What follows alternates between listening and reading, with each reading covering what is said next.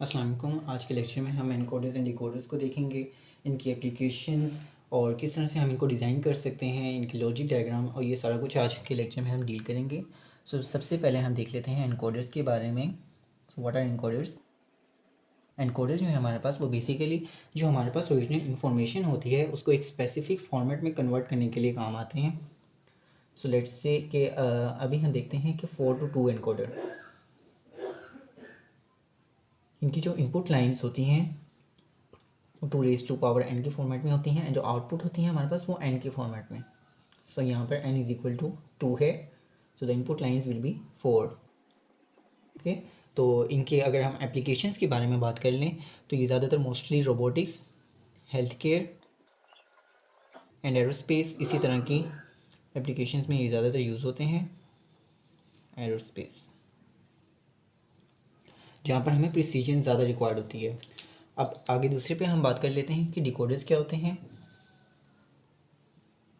Decoders जो हैं वो बेसिकली एनकोडर्स के ही ऑपोजिट होते हैं। जिस तरह से मैंने पहले कहा कि इनके 2⁻n में इनपुट लाइंस होती हैं एनकोडर्स की, तो जो हमारे पास एनकोडेड फॉर्मेट में डाटा होता है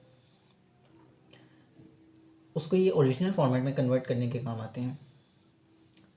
n will be the input lines and 2⁻n में हमारे पास ये आउटपुट लाइंस आ रही होती हैं। This one is basically a 2x4 decoder. ठीक है, तो ये हमारे पास डिकोडर है एंड ये यूज़ कहाँ पर होते हैं? जो डिकोडर्स की एप्लीकेशन हैं वो हमारे पास मेमोरी एड्रेसिंग मॉड्यूल्स में, कम्युनिकेशन, डिजिटल कम्युनिकेशंस में हमारे पास ये यूज़ होते हैं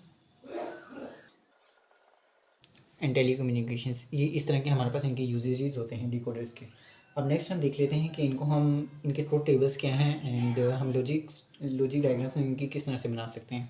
तो सबसे पहले हम डिकोडर्स को देख लेते हैं, इनका टेबल ड्रॉ करते हैं, इनकी लॉजिक डायग्राम्स भी हम ड्रॉ करेंगे। ओके, तो first of all decoder,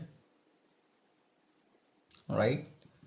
okay, so decoders में हमारे पास जो इनपुट लाइंस होती हैं वो हमारे पास ए एंड बी हैं एंड आउटपुट पे हमारे पास D0, D1, D2 and D3 आ रहा होता है।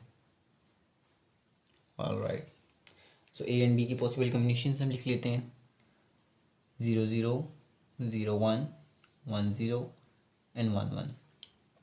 सो वी ऑल नो कि when A and B both are 0, D0 जो है हमारे पास ये सिलेक्ट होगा एंड D1 D2 D3 0 होंगे। D0 को हमने सेलेक्ट कर दिया एंड बाकी तमाम 0। When A is 0 and B is 1, ठीक है, तब आपके पास D1 सेलेक्ट होगा एंड बाकी तमाम 0 होंगे, not select.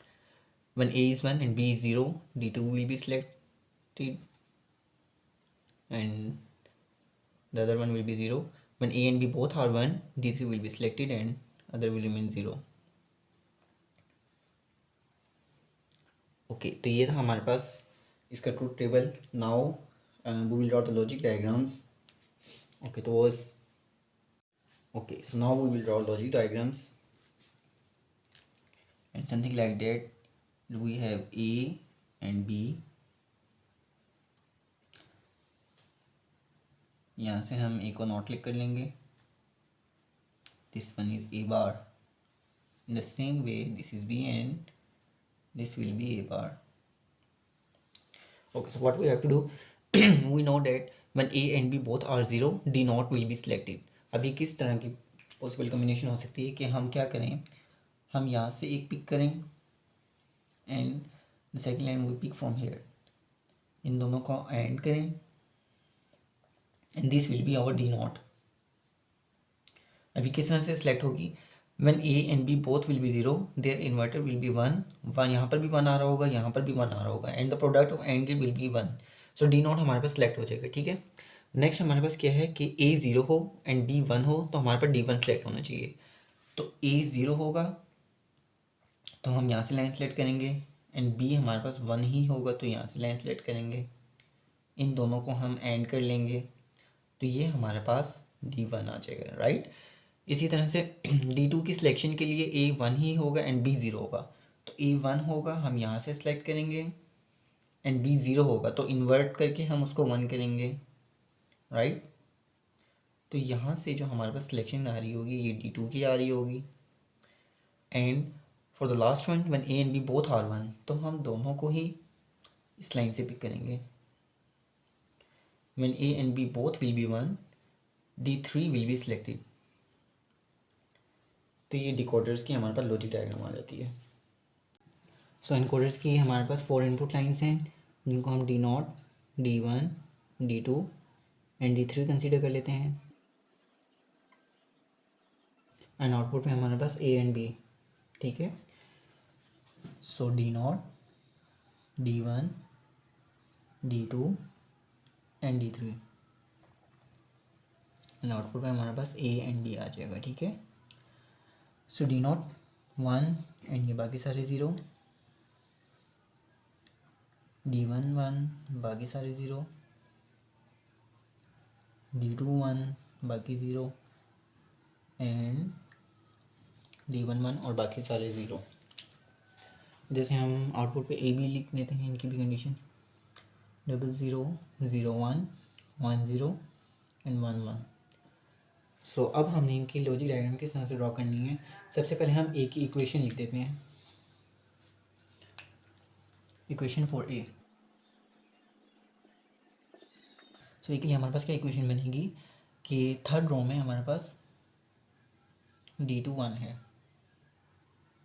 So D2 plus and fourth row में हमारे पास D3 1 है प्लस D3। अब इक्वेशन फॉर बी भी लिख लेते हैं हम। सेकेंड रो में हमारे पास D1 1 है, D1 प्लस लास्ट रो में हमारे पास D3 1, सो D3। तो ये हमारे पास इनकी इक्वेशन बन गई है।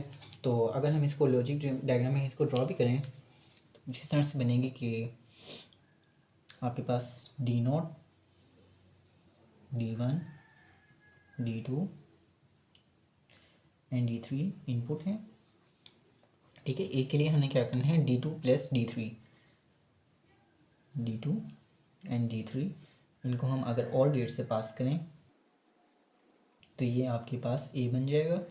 एंड बी के लिए D1 plus D3, so D1 is here and D3 यहाँ से आ जाएगा। इसको अगर हम और गेट से पास करें तो ये आपके पास B बन जाएगा, ठीक है। तो ये आपके पास डायग्राम बन जाएगी for the case of encoders 4 to 2 encoder के लिए, ठीक है। तो ये आज का हमारा लेक्चर था। Thank you.